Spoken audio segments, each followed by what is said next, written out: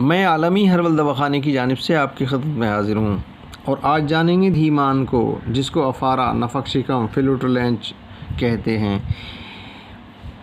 इस मर्ज़ में ग़िज़ा की नाली जो मैदे से मक़द तक जाती है, हवा से भरी रहती है। कभी इस मर्ज़ से अफारा हो जाता है तो कभी कभी बदबूदार रियाह और हवा खारिज होती है जो नाखुशगवार होती है।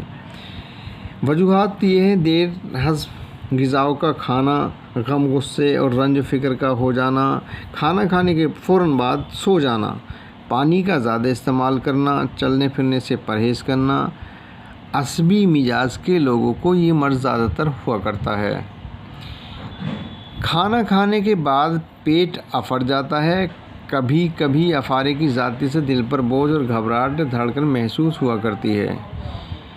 इसका बेहतरीन इलाज ये है, आयुर्वेदिक में हिंगवाष्टक चूर्ण और रबड़ भास्कर चूर्ण, और यूनानी में जवारिस जालिनूस और जवारिस कमूनी, त्रियाके मैदा, दवाए अफारा का इस्तेमाल कराएं।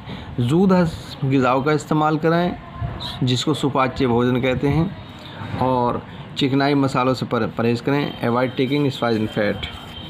च्यू द फूड मोर, खाने को ज़्यादा चबा के लें।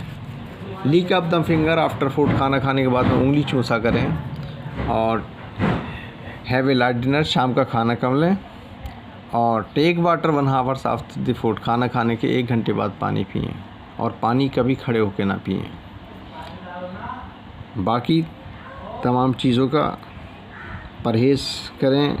दांतों का काम दांतों से और आंतों का काम आंतों से लें, और मर्ज़ से हिफाजत मिलेगी।